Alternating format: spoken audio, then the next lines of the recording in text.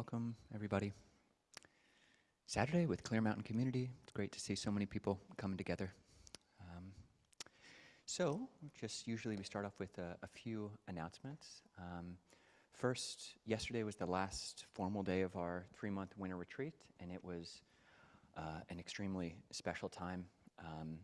And we're shifting. We had been doing a lot of Zoom meditation online, and maybe just get a show of hands of anyone who came, if you came to all of the hours, or even if you came to just 2 minutes and thought it was boring and turned off. Just show of hands who, anybody who came to the meditations that are online. All right. And let's get a big sparkly sadhu for all those people. Sadhu, sadhu, sadhu.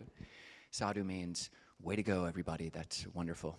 And we'll be just going back to our normal daily Zoom of 4 a.m. to 5:30, and then 4:45 to 5:45 p.m. starting on Monday. So, really encouraging people to tune into that. The chance to meditate with Ajahn Kovilo is pretty special. So, and Juanita, who's there most of the time. Gary, do we have an announcement? Or first, Emmeline, actually. Yes, thank you. So we have a queer meditation meet this Friday at my place in Capitol Hill, and we have a special guest. Ayya Niyanika is going to lead that session. So any of you who are interested, please come up to me after this. My contact is also on WhatsApp, so let me know so we can RSVP. Thank you. Thank you, Emmeline. And I think we'll post the details of that onto the WhatsApp and Discord if you aren't already part of that. And we'll actually, speaking of Ayya Niyanika and Ayya Suvijana, our Bhikkhuni siblings down in Olympia, they will be joining us next week. And so please come help us welcome them. We will be meeting over at Blodell Hall next week, not in the gym. So no disco ball, but a larger space. And if those of you who haven't been to Blodell, it's just around the back of St. Mark's. And just to clarify, the parking, we're allowed to use it for free. So yeah, don't feel bad if you're parking in St. Mark's lot and not paying, because you don't have to pay. Additionally, we will have a cleanup today. Bonnie, do you want to say anything more about that? Okay, good. We will, so if you want to help do extra cleanup after the session ends, we'll have people instructing you about that. Although Ajahn Kovilo and I have to leave a little early because we're going down to Abhayagiri for the week. So, finally, Gary, any final announcement? Yes.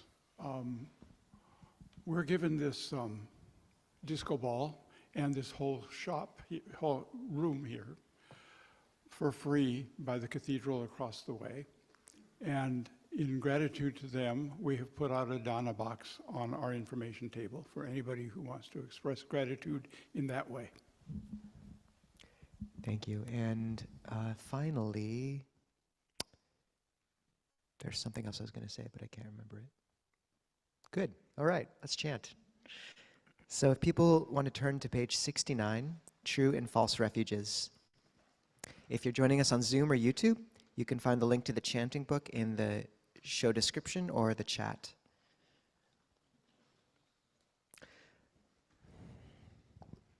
'69. Andamayam kema kema sarana gamana paridipaka gatayo banamase bahungwe saranang yanti papatani wanani cha aramaruka chetyani manusa bayatajita.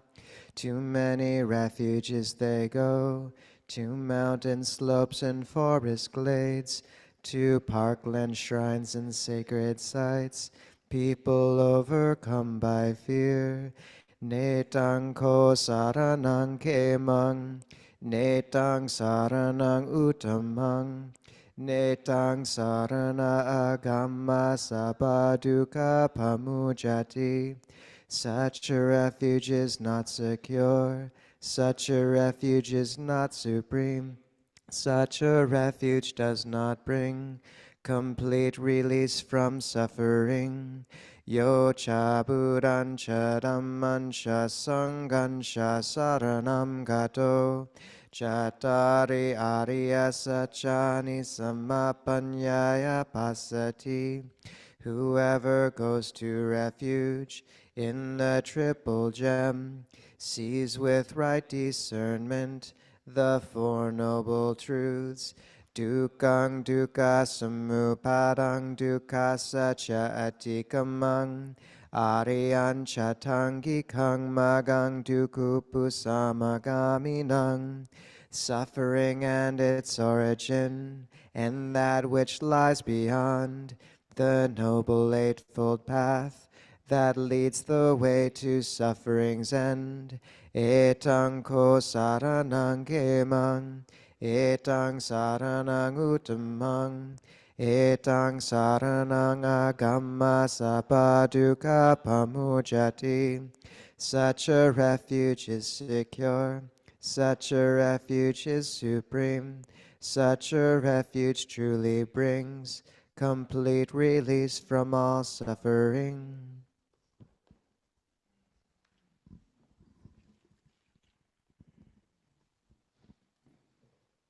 Okay, so we can meditate together for about 20 minutes. And we'll just give a way of conceiving of the practice, which is, hopefully it goes to the heart. It's like an extended simile of just your favorite book. So with any kind of meditation, you start off by setting the body in a position which is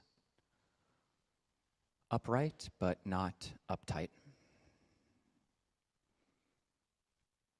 And just as a book has its spine, you can imagine setting an open book just on a table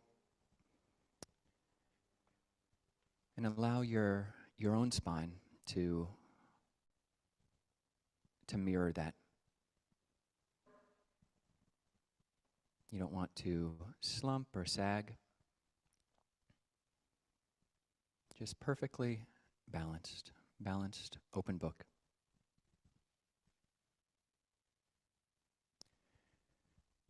And to start off, much of meditation is about allowing thoughts to settle, but we can actually use thought to support that. So we'll suggest for those who are up to it, we'll just spend the first, say, minute and a half, 2 minutes in forming a dedication, just like the dedication at the beginning of a book. And we'll do 3 dedications, one which is for your own long-term goal, for your present moment goal, and a communal goal.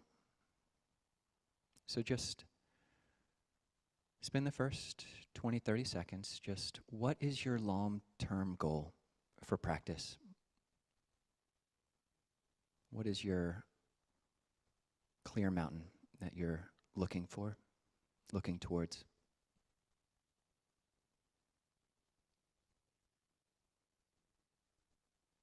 Traditional Buddhist one would, may this practice be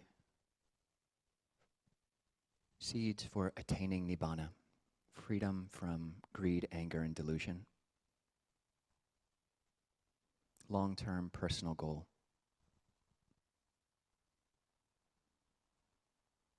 And really ask yourself, what is that for you? And once you have it, see if you can boil that down into just a 2-word mantra, Buddho. So if you take the essence of that personal long-term dedication and essentialize it into these 2 syllables, Buddho.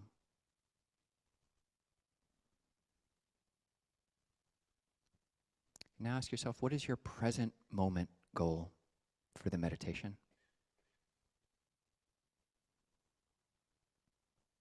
A Buddhist one could be, may I know in the present moment the ever-present, timeless Dhamma, right here and now. But really ask yourself, what is your personal present moment goal for coming here, for sitting down and meditating.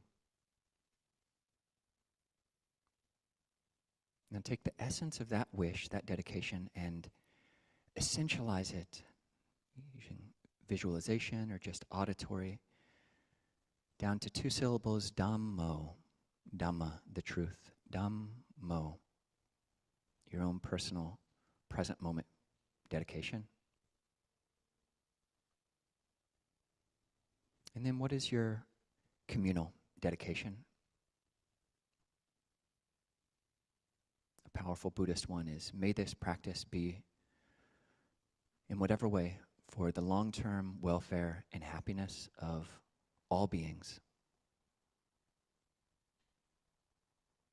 And what is that for yourself? Your communal goal, communal dedication for being here? And essentialize that, boil it down, concentrate it into the syllables Sangho, Sangho, community. And with these 3 dedications, just come to the matter of the book. And see if you can know every single in-breath and every single out-breath. And to help with that, you can add these syllables, these 6 syllables, these 3 words. Put on the in-breath, Do on the out-breath, Dham on the in-breath, Mo on the out-breath, Sang on the in-breath, Ko on the out-breath.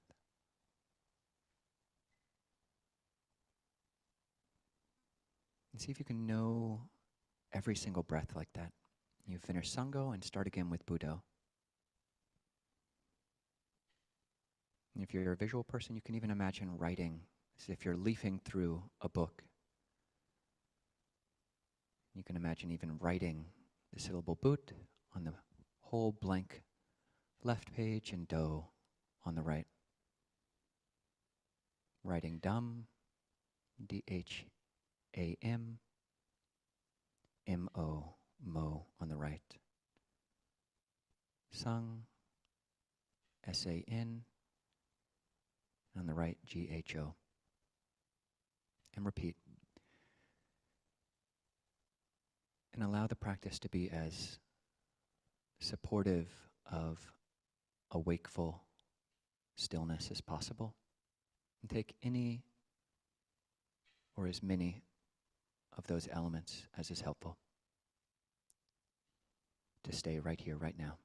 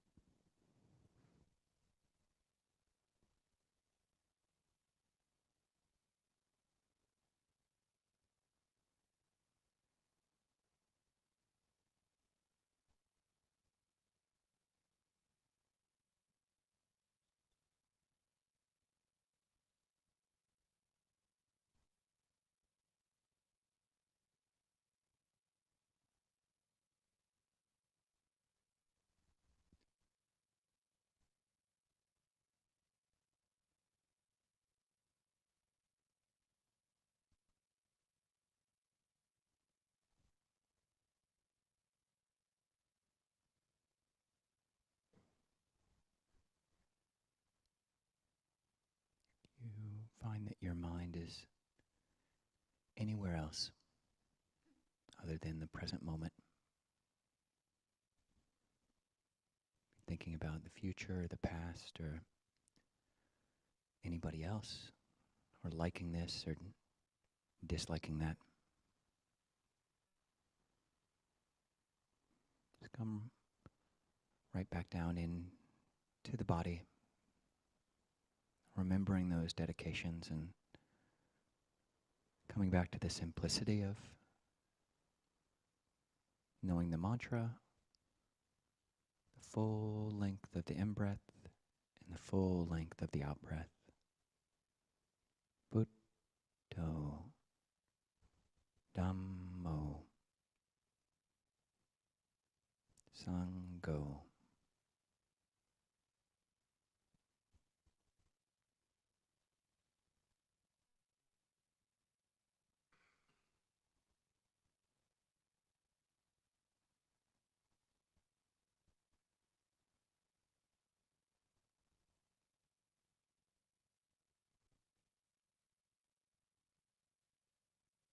And always allow for the light of gratitude.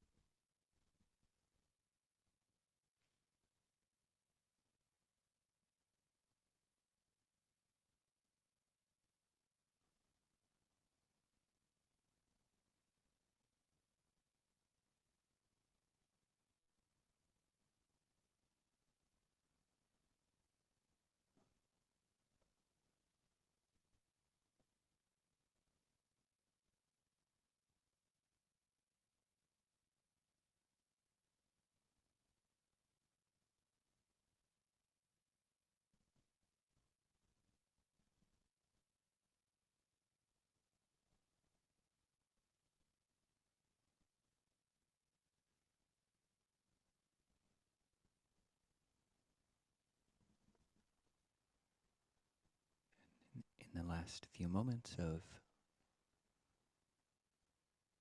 this morning's book practice,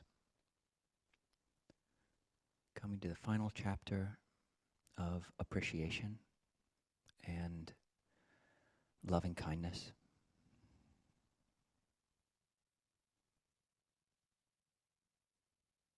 You're staying with this strength of mind, which is with the breath. Just on the in-breath, think, may I be well.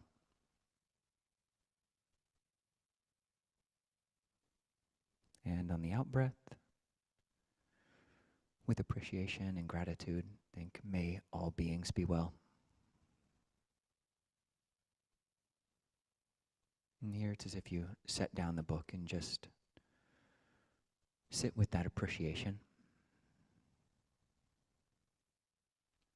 Just the simple wish on the in-breath, may I be well. And on the out-breath, may all beings be well. You can let it radiate.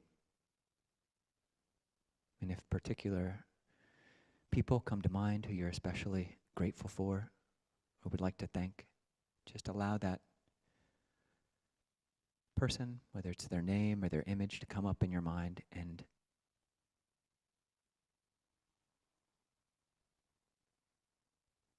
you can encompass them and allow them to inhabit this same space with us. May they be well.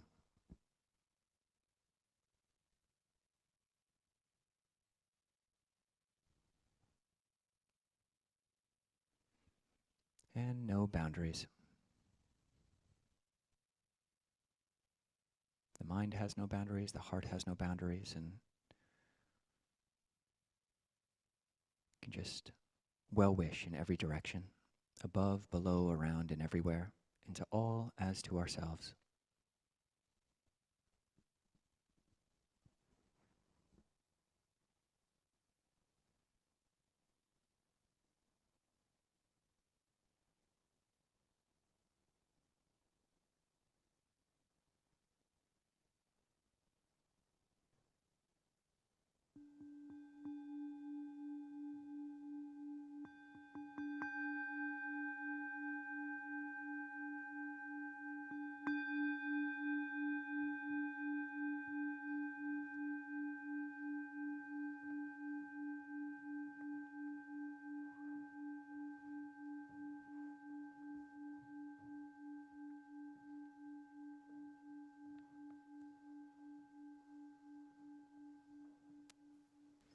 So we will now do the request for a Dhamma talk. If anyone else would like to participate, it's on page 124 of the chanting book, requesting a Dhamma talk in Pali. For anyone who would like to participate and is interested, one can start with 3 bows.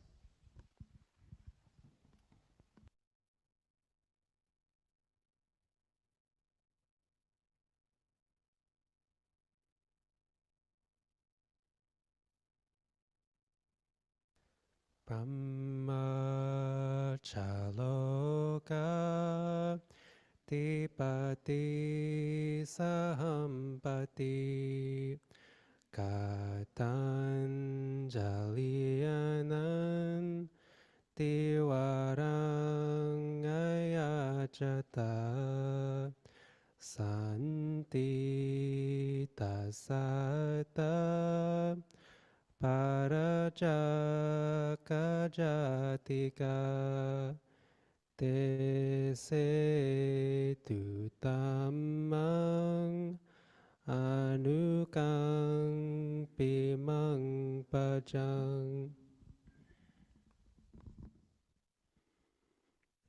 Namo tassa bhagavato arahato samma sambuddhassa. Namo tassa bhagavato arahato samma sambuddhassa. Namo tassa bhagavato arahato samma sambuddhassa. Buddhang dhammang sanghang namasami.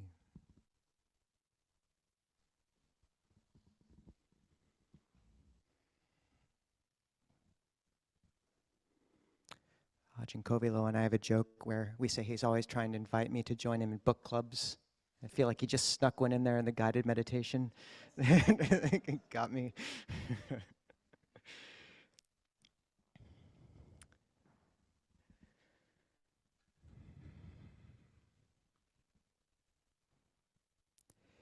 It's interesting. One of the epithets of the Buddha is knower of the worlds.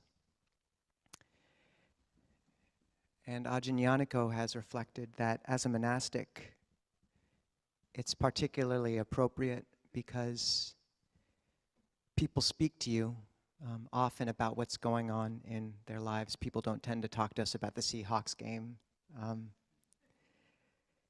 And so you get to see people's worlds. And you get to see how this unifying thread of suffering, the binding wound which we all come into this world with. In Thailand, the monks will welcome people to the monastery by saying, "Welcome, brothers and sisters in birth, aging, and death." Quite uplifting. But there is something grounding in it. The uplift can come later, but first that grounding in seeing how despite the veneer, despite our best efforts, our lives are always falling apart. I have a friend whose wife just gave birth, and she nearly died. She lost half her blood. I didn't even know people could lose half their blood and still survive. We have other community members who have cancer. A Sangha member at Sims just died in a car wreck. And then we have these more common but pervasive forms of dukkha, of life just not completely lining up like we'd hope, the relationship changing, the career shifting, funding cuts, job changes, or even just the sense that even though everything is going well enough, something's always off. There's always this one wheel of the shopping cart kind of spinning around and steering you into the laundry detergent. I'm struck by how there's a moment in the afternoon when I've always, since I was a child, noticed a shift in the light where suddenly the sunlight becomes sad. And these are endings. These are endings.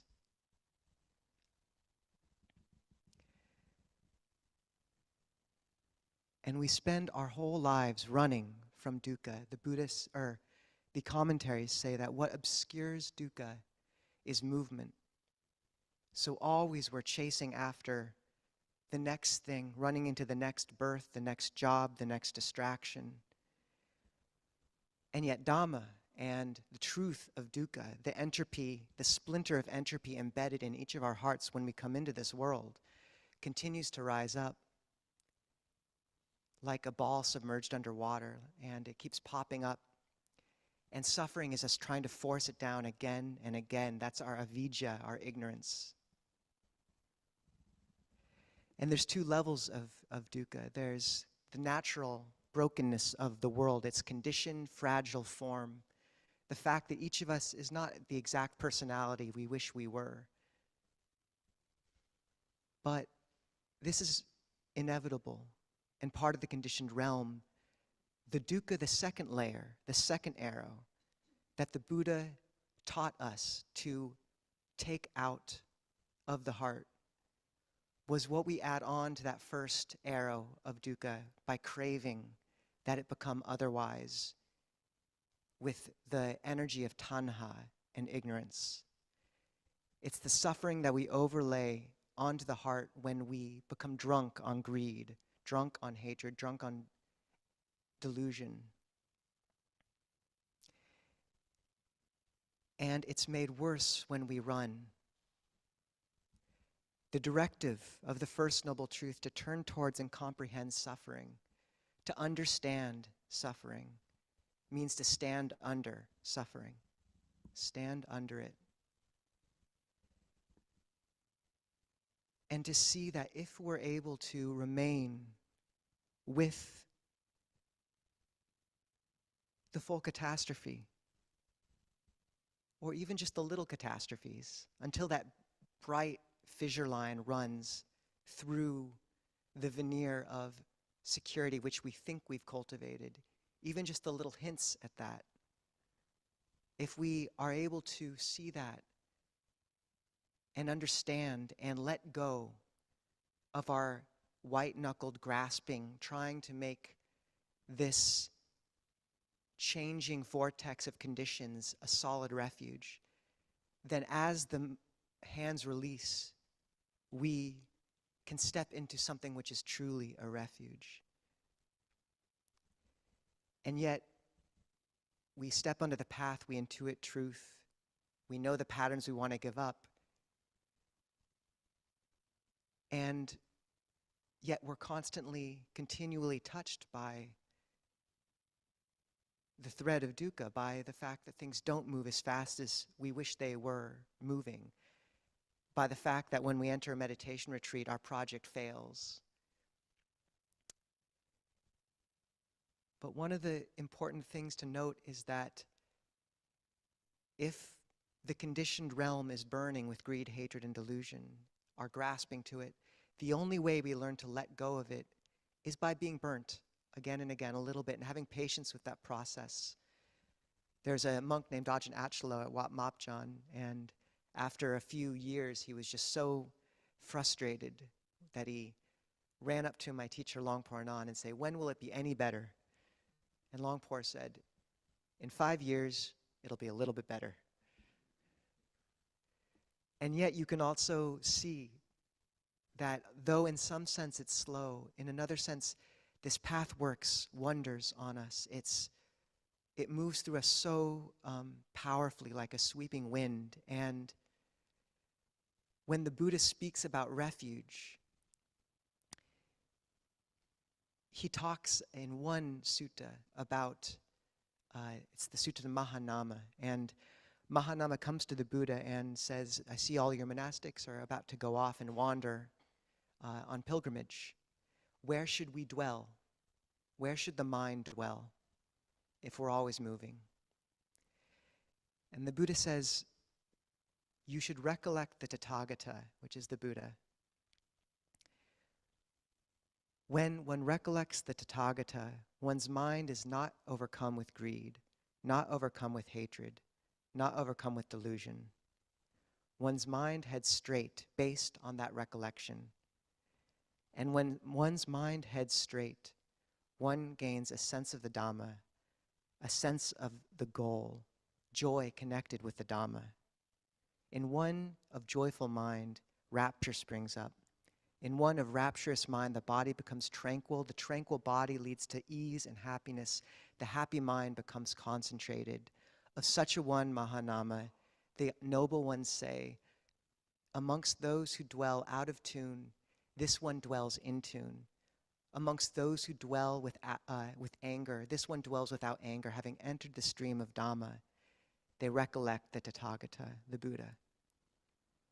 And then he says the same with the Dhamma, the Sangha, with recollection of virtue, with recollection of giving, and with recollection of angels. And what I find so meaningful there is when he gives us these 6 refuges, when Mahanama says, all of us are about to wander, where do we rest? To know we are all wandering. We think we have these solid, we give ourselves a veneer of security, but always this realm can be shifting out of our hands. Always we are wandering. Samsara means endless wandering. And so this is the Buddha saying, this is where you find sanctuary, in these recollections. And when he says that when one recollects these things, one's mind is not overcome with greed, hatred, and delusion, and heads straight. And that one gains a sense of the goal. And that among those out of tune, one dwells in tune. Among one having stepped into the stream of Dhamma, walks in line with the Dhamma. And what I find so meaningful there is that as you practice this sense of dwelling in tune implies a greater harmony, which we begin to touch and feel.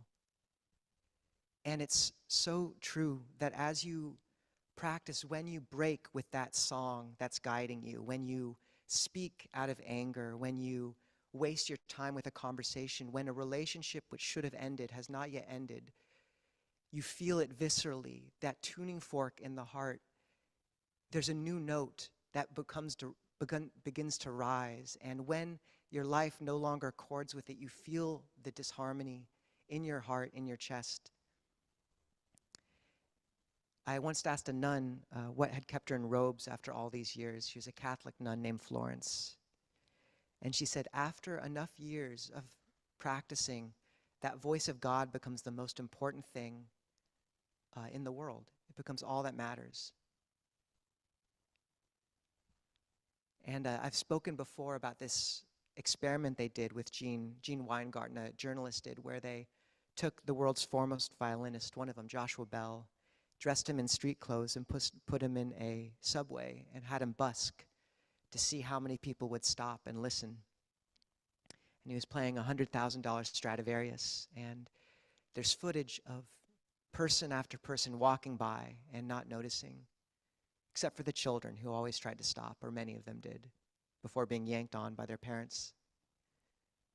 And he seems like a ghost. And then you realize that he's the only real one and everyone else is ghosts. And that when you begin to touch this subtle other harmony, it's completely different than the world, but it's completely in line with Dhamma. That this brokenness which so confuses and spurs us to run out of ignorance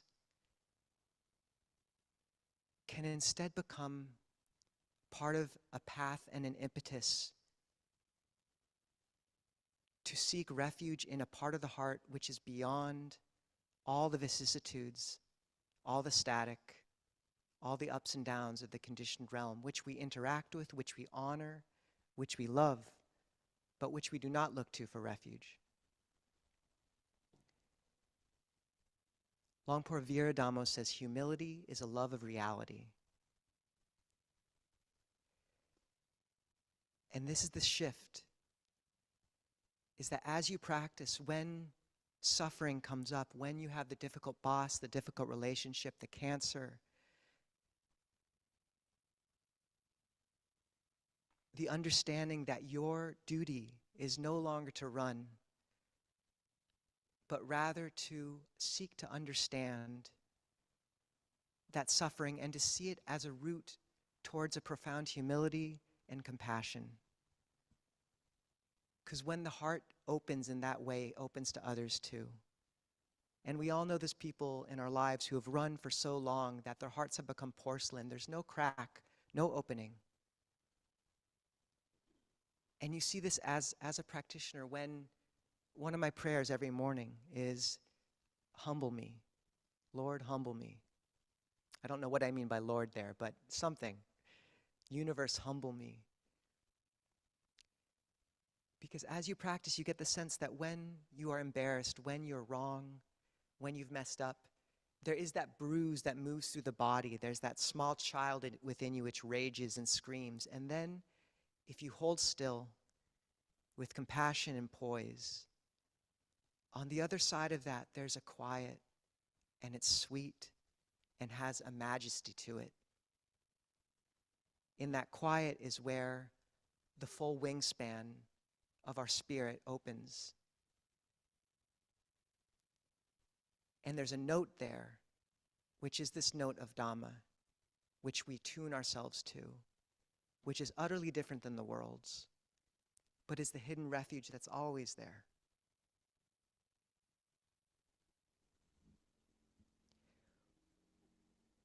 One of the most avant-garde pieces of music was written by Nicolas Cage, and he gathered a huge audience and a full orchestra, and the conductor raised the baton and lowered it, and for 4 minutes and 33 seconds, there was complete silence.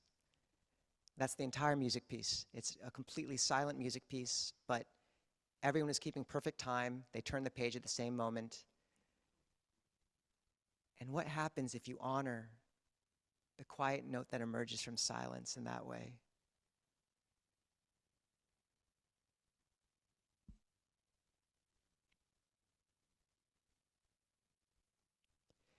And more than that, that when suffering really comes, there's a saying that if the devas, the angels, think they're immortal, and then the Buddha comes, and like a lion roaring would make all the animals quake.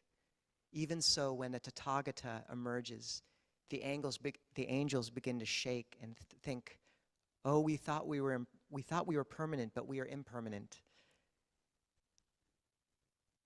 And this is a gift, is that when we, in our extremely privileged lives, see that fracture line coming into that perfect face of reality, or what we feel to be good enough, we remember that this human rebirth, this brief moment in a human life, when we've encountered the Dhamma, is unbelievably precious. And it's not going to be easy. Human life is not easy. Longpo Suchita says we expect way too much out of human life. Human life isn't that great. And not that it can't be an enormous blessing, but only if we look at it as a tool on the path. The language of happiness is cheap. It will not sustain you. And it's true that this path is beautiful in the beginning, beautiful in the middle, beautiful in the end. It's true it leads to happiness. But a teacher, Buddhadasa, says that Dhamma is duty. And I find that if you're ever in doubt what your next step is, whenever I had a question of, should I remain a monk? That doesn't happen a lot, but every now and again you think, it'd be nice to have pizza at night or something, you know? It'd be nice to go to a movie. The question, what's best for me? It spins in circles. The question, what's the best gift I can give this world? What is the best use of this brief moment I have for others? That answer is clear. It rings clearly. That is the note you want to tune your life to. So to know that Dhamma as duty, to align with this, to understand that if you've come into contact with these teachings, that this is what you bring to the world, that no matter how you interact with the political situation, with your family, with illness, always, paramount, most of all, must be that cleansing and purification of the heart. Because that is what will carry. The history is littered with the memories of movements, of ideologies. But the notes that have continued to resonate are the Desmond Tutus, are the Nelson Mandelas, are Gandhi. It's those figures that have reached a root deeper to touch something profound, transcendent, humanizing in the human spirit. So however you move into these next years, however you move into this moment, don't forget your refuge. And your refuge is this quiet note of Dhamma. It is the practice. It is a movement towards what is true, transcendent, timeless.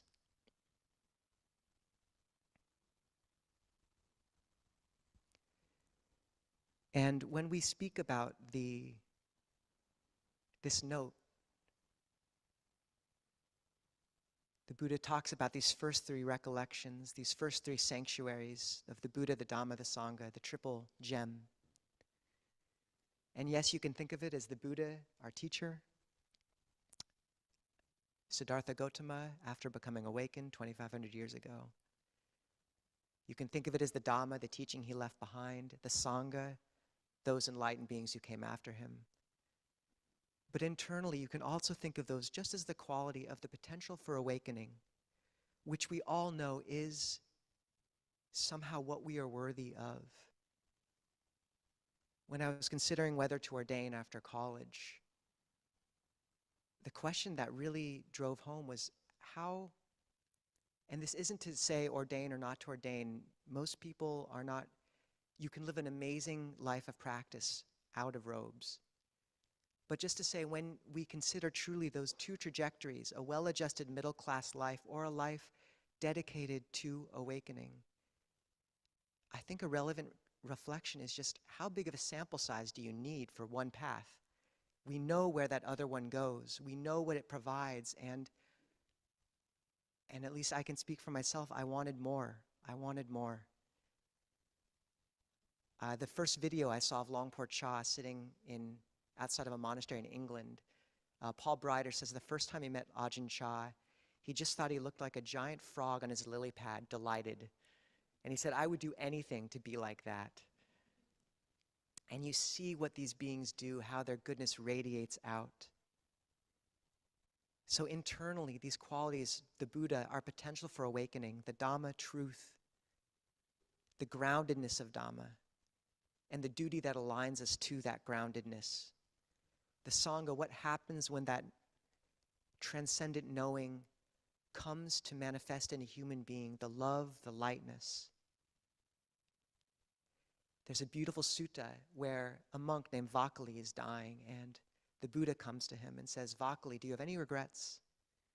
And Venerable Vakali says, I wish I'd seen you more. And the Buddha says, what do you care for this putrid body? One who sees me, one who sees the Dhamma sees me. One who sees the Dhamma sees me. What does that mean?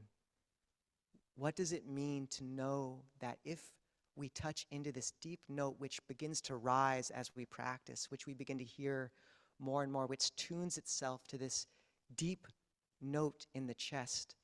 There's some tribes that talk about a tapping in the chest being the direction, being their internal conscience.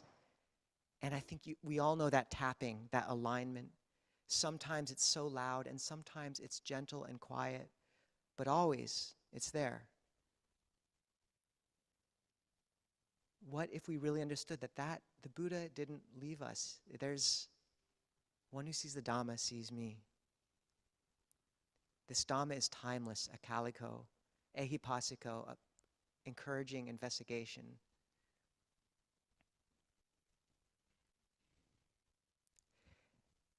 But one important point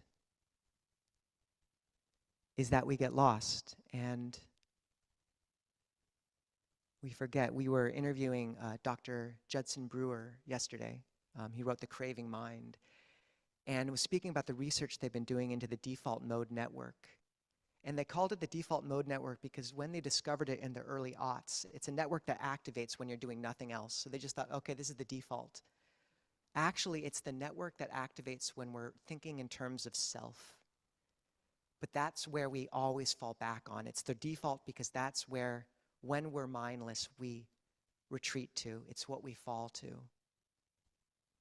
And when the Buddha talks about karma, he talks about bright karma, dark karma, both bright and dark, and neither bright nor dark.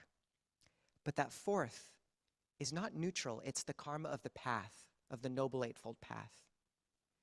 So in all four, there's no neutral karma. And what that means for me is that every moment we're making a decision to either operate from knowledge or from ignorance. Every moment is a path. Every moment is a fork in the road. There's no moment lost. And what would it mean to really take that into account and make your life a work of art? We talk sometimes about one of our practitioners who made the determination to try to close every cabinet door in his kitchen as quietly as he could. To take that sort of care with every motion, every word. And because chaitana, intention, is the paramount factor in the path, that means that if we approach our lives just as they are, with skillful intention, with a devotion to, Bhante Ji says, to transform your life into the path, keep in mind the intention, Nibbana Paccaya Hoti, may I develop towards Nibbana, Asavakaya Hoti, may I give up the defilements. If every action is taken with that, then our lives, mundane as they may seem, and you don't get much more mundane than sort of life at a monastery, it's pretty routine, becomes transcendent. It becomes a path. But to know that to do that, we have to tune ourselves, discipline, determination, pointing ourselves in the right direction, because if we don't make that determination, if we don't hold the path and honor it and frame it, then we fall back on the default mode. Then we sink automatically back into ignorance, into running. And this happens no matter what, to some extent. I mean, we can expect this to be part of our path, but how do we, to hold that note, how carefully does one have to carve the instrument? How carefully do you have to tune the strings? So to take that seriously, many people in this room have taken on the practice of doing 28 prostrations every morning, just to the Buddha, the Dhamma, the Sangha, at least bowing first thing in the morning, last thing at night, to what is most meaningful to you, because we all bow to something. If you don't think you're bowing to anything, you're bowing to yourself or career. We all bow to something. Make it explicit. Embodied acts change the heart. Make it explicit. These are ancient technologies of faith. Can you take one day a week and put it aside for practice? Hold the 8 precepts. Put aside entertainment for the afternoon. Let your friends and family know that this is the period when you'll be taking a walk with a good friend, with a spouse, and then maybe meditating, maybe cooking a dinner or not a dinner, that wouldn't work with the 8 precepts, but maybe make lunch or breakfast for someone, give to them.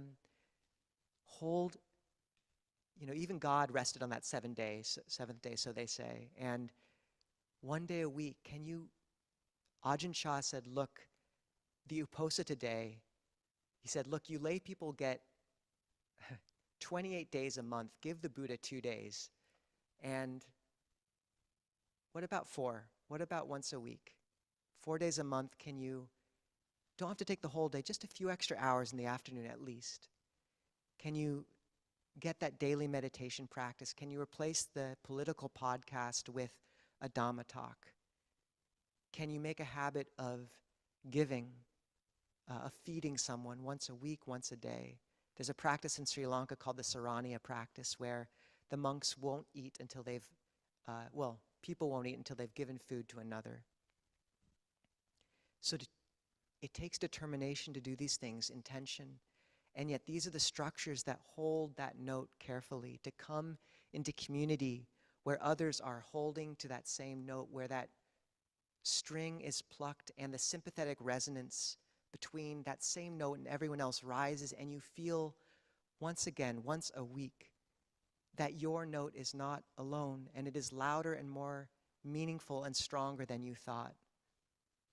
Despite the static of the world, despite the blaring headlines, despite the discord. So yes, listen for the note, but tune the violin. And the final things the Buddha says to recollect are sila, virtue, chaga, giving, relinquishment, the open hand, and the angels. And when I was a young monk, I told my teacher Ajahn, I don't know if you have a direct line to the angels, but if you do, if you could tell one of them that if I was allowed to see one, I'll ordain for life, I would really appreciate that. And he said, look, you're surrounded by angels. Look at all these great people. And I said, okay. So it was a good answer. But the point being that when the Buddha invokes that, he says, think of the devas, the angels. Whatever generosity they have in them, I have in me. Whatever virtue, whatever learning, whatever faith they have in them, I have in me. That image is the image of the awakened heart. Ajahn Sucitta says the Buddha had cosmology, we have psychology. If you want to, in one pure image, invoke what the bright, luminous heart looks like, an angel. And you see the brightness shining out of people. The root of the word deva is div, which can mean to shine or to play. And strangely enough, you see both. You see, even in the practitioners of deepest gravitas, a playfulness. And in all practitioners, I've never failed to see a lightening in the face.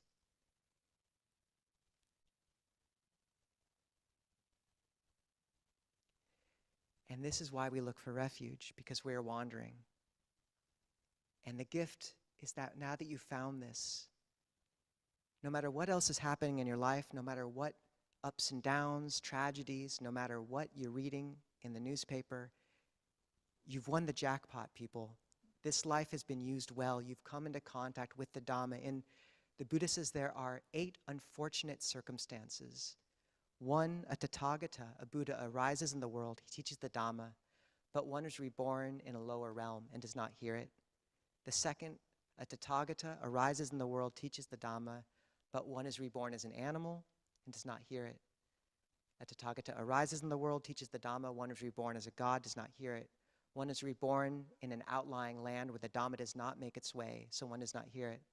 One is reborn with wrong view and does not pay attention. one is reborn without the proper faculties and does not pay attention.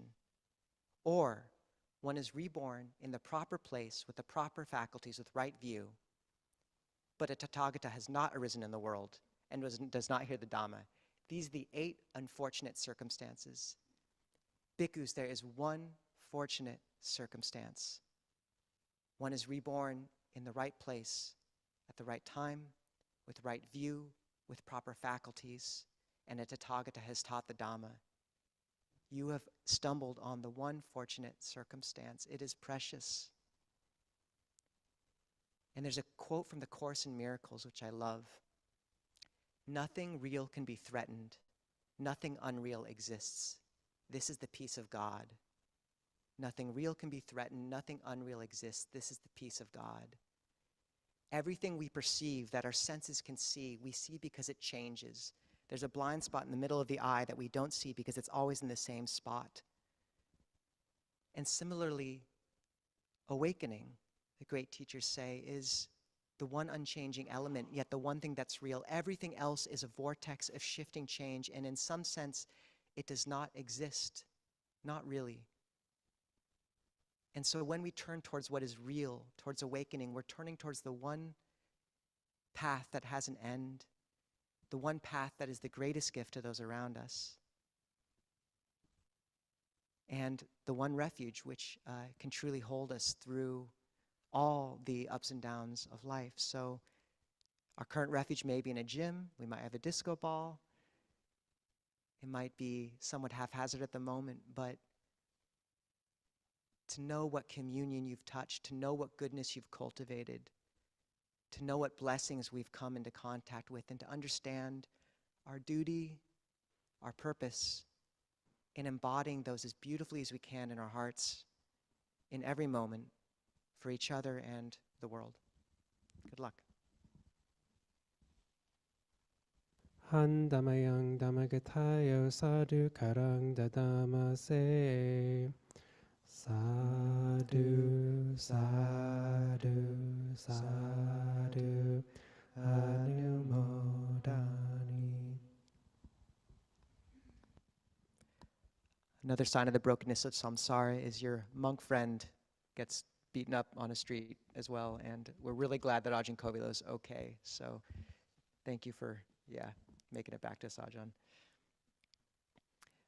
We do have a chance for questions or comments, so if people want to raise their hand, we'll run a mic over to you, or if you're on Zoom, you can raise your cartoon hand. We can talk about anything.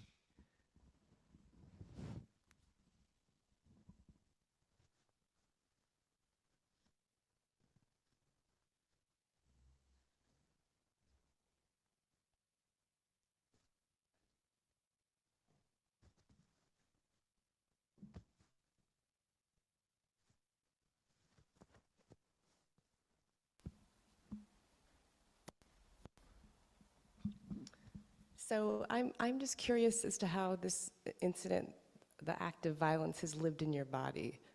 Like, do you have any wisdom around that? Yeah, thank you. Just an update, anybody who didn't hear. I was traveling just a couple blocks, walking a couple blocks downtown, and kind of got jumped. It was more than kind of, I definitely got jumped. And just physically, the body has been taking a while to heal. Pretty much I'm back to normal. I had like lingering back pain, but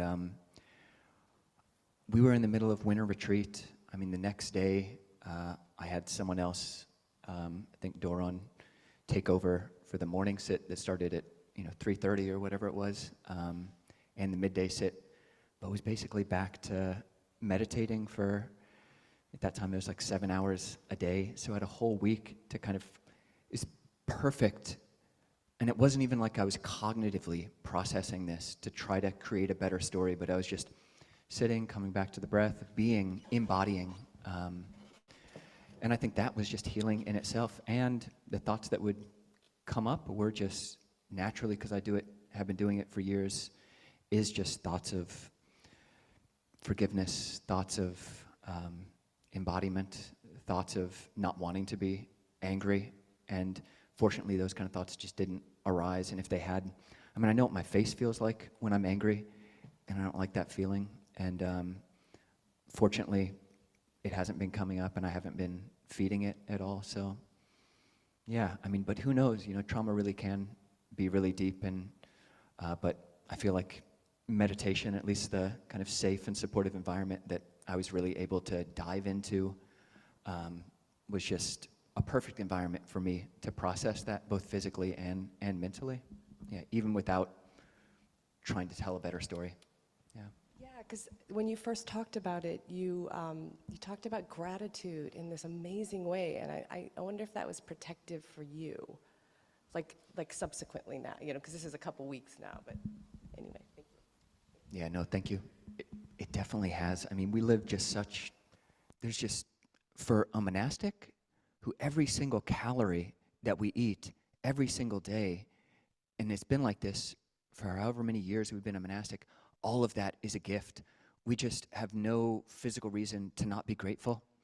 And yeah, just all those years of priming, yeah, and just seeing the value in gratitude for what I have, for the situation that wasn't worse, and seeing the detriment and the liability and the danger, the real danger in letting my heart get dark and vengeful or wanting some kind of retribution. So yeah, gratitude has been, yeah, it's beautiful to see, and yeah, sadhu. It initiated the flood of the best emails we've ever gotten. Like 3 offers to set up an Uber account. One just if Ajahn Kovilo needs anyone to talk to. Another person thought he should go meditate at the place that it happened to sort of set up. It was a lot of care. At one point, I started running, you know, maybe like 30 seconds after it happened, and one of the emails was, "Never run." I didn't respond to that guy. Yeah. If you're listening, we did appreciate that email, though. Yeah. We don't actually need an Uber account. We could get one, but the dependence which we have on people and needing to reach out is actually one of the most precious parts of our relationship, our vulnerability. But a lot of people have offered us that if we need to reach out for a ride, we can do that. So that is taken care of. Yes, thank you.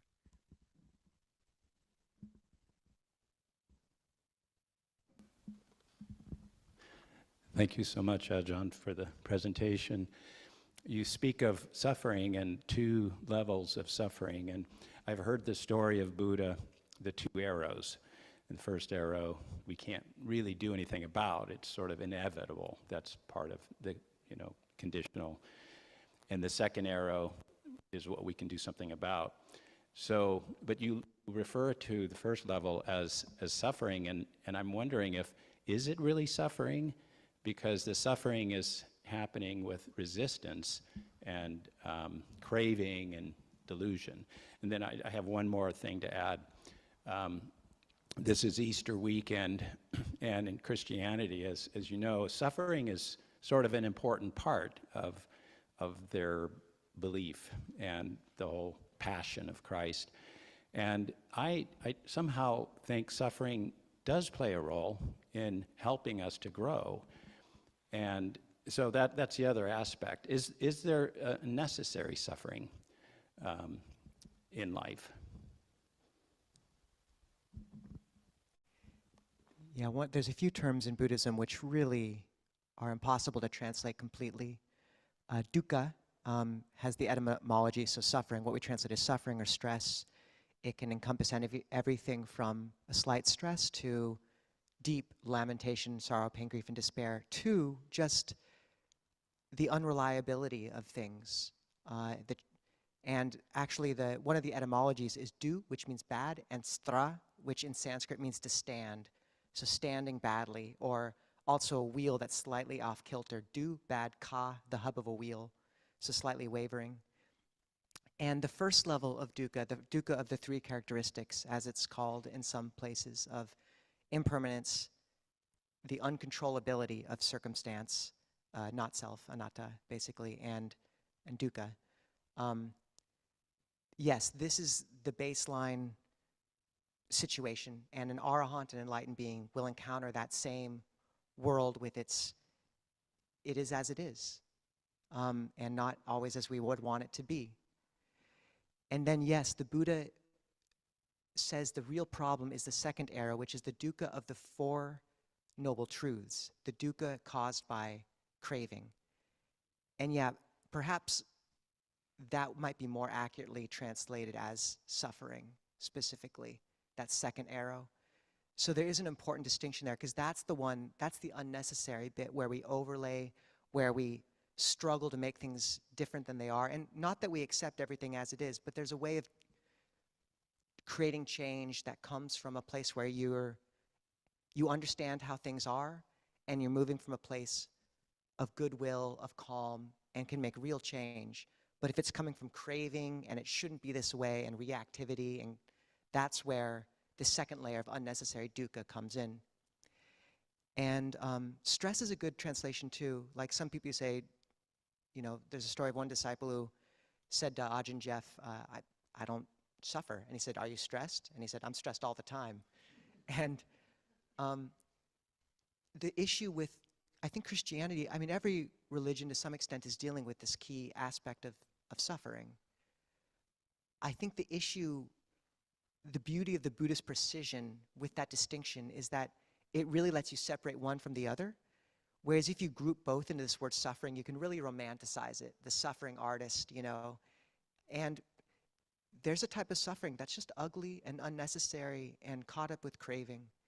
But then there's a type where if you let that go, you can exist in line with the Dhamma and the conditions as they are, and it's poignant and beautiful and fluid and graceful, the world is still changing, but it's not wound with that sort of craving and expectation. Longpo Sumedho has a great phrase for getting rid of that second arrow, which is just, it's like this. And then sometimes he'll add on, it's never been more like this than it is right now. So.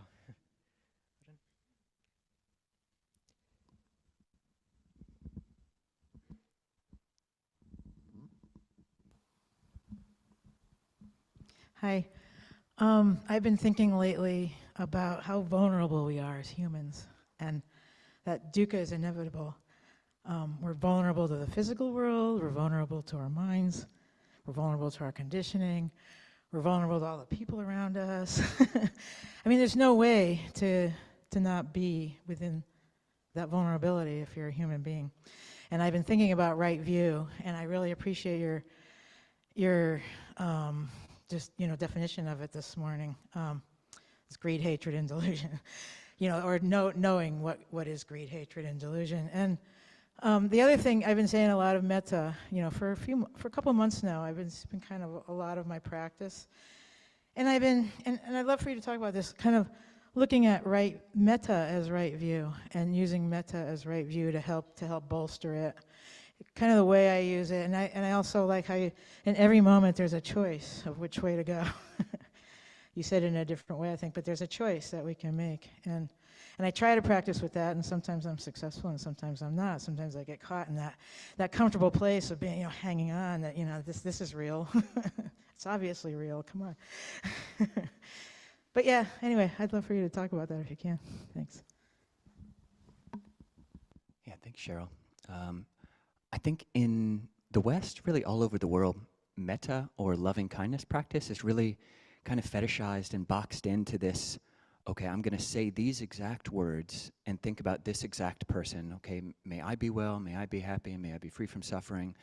May my friend be well, may they be happy, and may they be free from suffering. May my enemy, etc. Like very kind of formulaic, whereas the Buddha would sometimes talk about, it's in our chanting book, this radiation of loving kindness, where it is just a softness. It's the softness that we bring to practice, and it allows us to have a right view. Like I think as you talk about vulnerability, meditation is just a beautiful place to practice vulnerability, and to have insight, to have wisdom, to be able to be with suffering, you have to be vulnerable. If you're not vulnerable, if you just run away from any kind of suffering, you just get up as soon as there's the tiniest bit of pain, you're living it's a shallow life. So when you sit a little bit longer than you're used to, that's that's vulnerability, like being with, yeah, it's painful if it's, slightly painful, and you don't want to push, you want to stay within your, what's called the zone of proximal development in education theory. You don't want to just force yourself to sit some number of hours because that you think that's the ideal of what a practitioner should do. Stay within this zone, not too much, where it's just, you're floundering. The mind is just shaking because it's too much dukkha.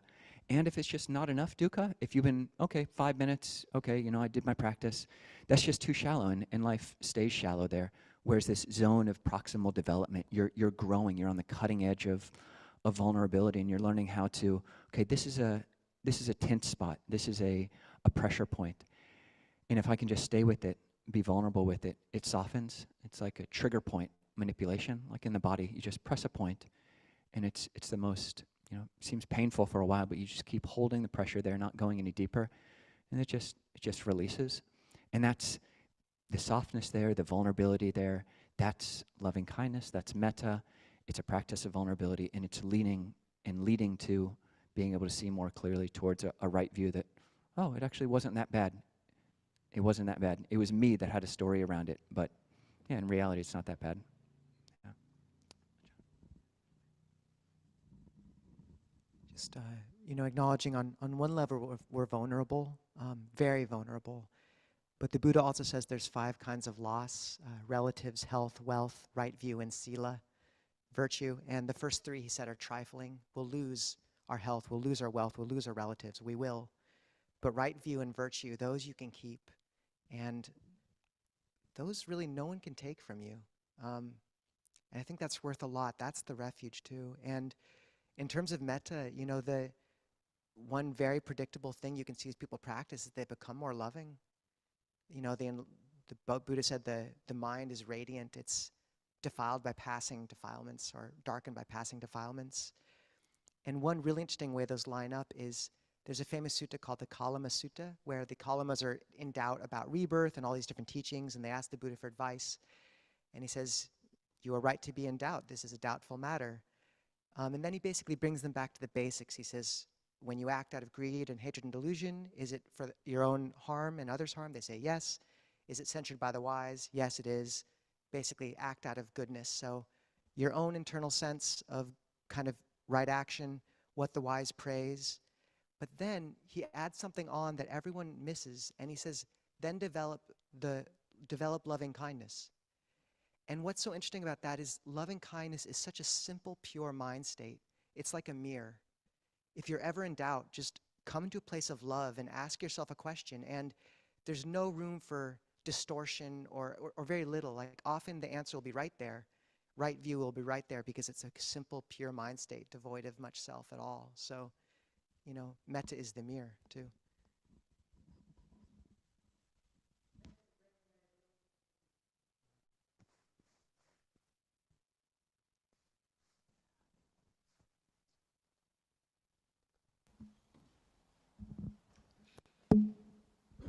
You had touched briefly upon the unfortunate circumstances and how we live in one of the fortunate ones. I was wondering, who does that we refer to? Is it those in this room, or those, or something else? And are there some events that could occur that could cause us to be then living in one of the unfortunate circumstances?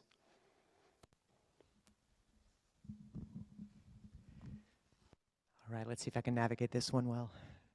I think so. It's a really good question.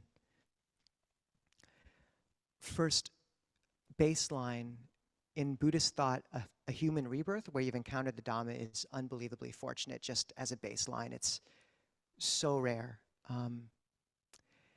And yet, it's a variegated human realm. I mean, you only have to look at the newspapers and see how brutal it can get. And certainly, we could encounter those same circumstances. I would say that in terms of what is a privileged circumstance and what isn't, there is some, I think complicating that view is sometimes helpful. I knew some immigrant workers in Thailand who worked near the monastery from Burma, and they lived in shanties, and I'm not glorifying their poverty, but a lot of them were had quite brighter hearts than a lot of upper middle class people I meet here who are on the verge of suicide or otherwise. So I think the cleanest way to talk about this is acknowledging the violence in the world, acknowledging that some circumstances are very brutal. But I think one useful place to come back to is those 4 kinds of karma I spoke about: bright, dark, both bright and dark, which is where most of us reside, kind of a mix, and neither bright nor dark, which is the path. Is that any circumstance, whether a beautiful, blessed life or a brutal life in a war-torn zone, if approached with right view as part of a practice, can serve as part of the path. The path, practice can transform all karma into path karma. And I mean, it's a bold statement, but I really think it's true. You read about Solzhenitsyn in the Gulag Archipelago, the most brutal work camps of Russia, and there were stories of people even there who were able to keep their hearts loving. And so rather than getting into the whole mess of comparing this circumstance versus that, I think coming back to that place of like, if we approach our life circumstances, whatever they are, with right view and an intention towards awakening, we can transform it into the path. Ajahn, would you add? Is that good enough? Cool. All right, good. Acknowledging I'm very privileged. It's in many, many ways. So we should wrap up, though. So acknowledging the kind of bringing into the space those who do need care right now, we'll read the blessing braid or the chanting request list, and this is just a list on our website under the support page of people whose names have been listed for us to hold in our hearts now. We have Tunda. Tunda had a stroke. Please send metta from Ajahn Gambiro. For Ginny Randolph, Ajahn Ahimsako's mother, nearing the end of life, spread care for a peaceful passage and good rebirth from Ajahns and Ajahn Ahimsako. For Lucia, Lucia has terminal brain cancer. Please send metta for her to make a peaceful transition from Sonia. For Susan Klaus, Susan broke her hip, now recovering, from Steve Wilhelm. For Suki, please send metta to our cat Suki, who passed away this morning, from Malika and John Coleman. We'll hold in mind Noah, who got an emergency brain tumor surgery. Many of you know Noah. He comes to the gatherings last Saturday or Sunday, and he's okay. But if you want to reach out to help him at all, look at Discord and WhatsApp, and Mark put a number where you can reach out to help him in that. So Noah. Other names? Lewis's best friend Bob died on Thursday.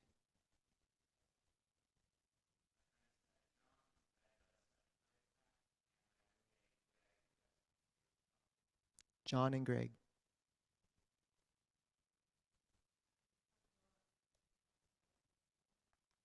Different Noah who passed away. Janaki.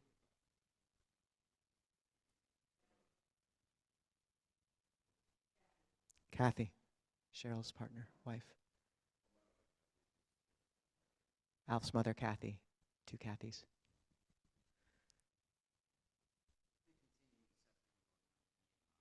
The continuing suffering going on in Myanmar. Okay. Let's hold all those people in our hearts for 30 seconds together.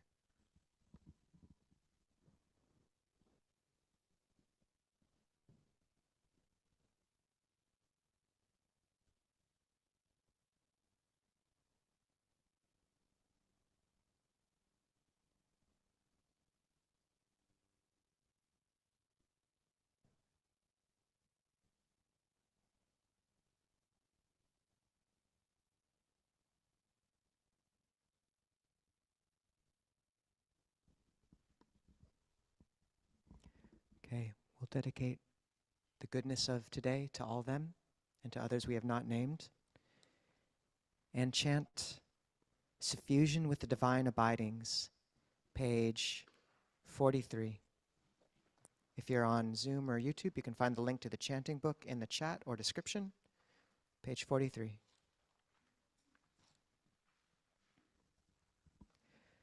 Now let us make the four boundless qualities shine forth. I will abide, pervading one quarter with a heart imbued with loving kindness. Likewise the second, likewise the third, likewise the fourth. So above and below, around and everywhere, and to all as to myself, I will abide, pervading the all-encompassing world, with a heart imbued with loving kindness, abundant, exalted, immeasurable, without hostility and without ill will. I will abide, pervading one quarter, with a heart imbued with compassion, likewise the second, likewise the third, likewise the fourth. So above and below, around and everywhere, and to all as to myself, I will abide, pervading the all-encompassing world, with a heart imbued with compassion, abundant, exalted, immeasurable, without hostility and without ill will. I will abide, pervading one quarter, with a heart imbued with gladness, likewise the second, likewise the third, likewise the fourth. So above and below, around and everywhere, and to all as to myself, I will abide, pervading the all-encompassing world, with a heart imbued with gladness, abundant, exalted, immeasurable, without hostility and without ill will. I will abide, pervading one quarter, with a heart imbued with equanimity, likewise the second, likewise the third, likewise the fourth. So above and below, around and everywhere, and to all as to myself, I will abide, pervading the all-encompassing world, with a heart imbued with equanimity, abundant, exalted, immeasurable, without hostility and without ill will.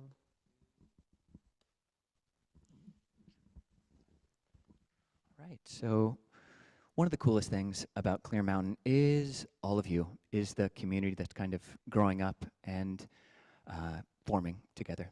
And something we do on the end of these Saturdays is just invite anybody who's here for the first, second, or third time, if you would be so bold, be so willing to maybe raise your hand and just say your name and how you heard about Clear Mountain. Yeah, please.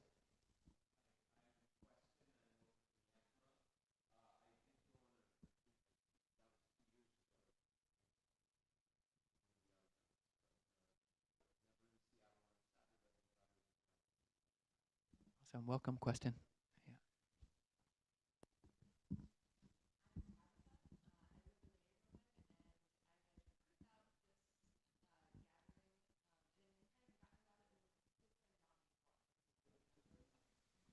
Awesome. Welcome, Tabitha. Please.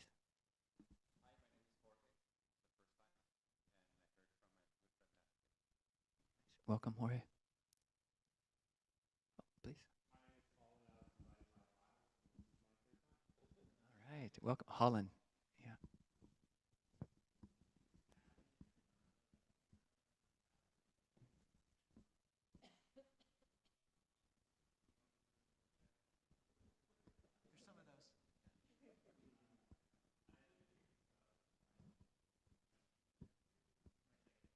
Cool. Welcome, Allie.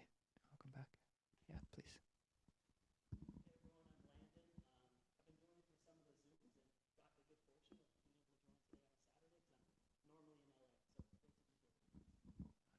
Welcome, Landon. Sadhu. Yeah, please.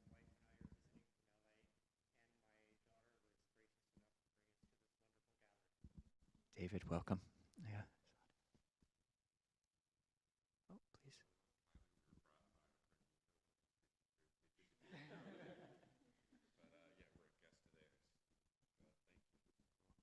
Zoe, welcome.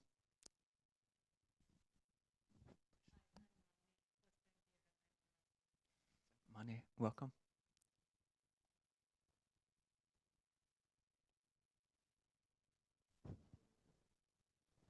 Dia?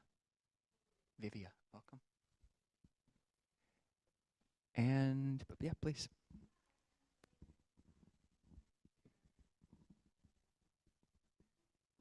Amelia.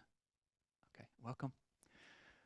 Well, and all right.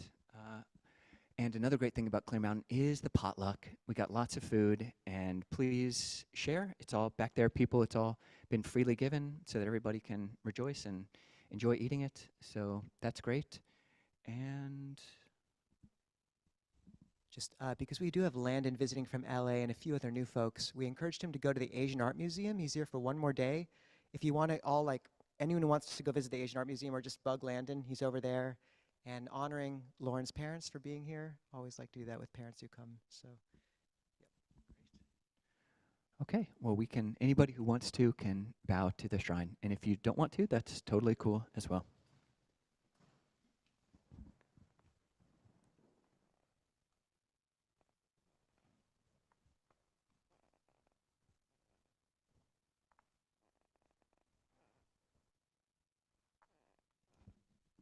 We can just wave goodbye to the people on Zoom.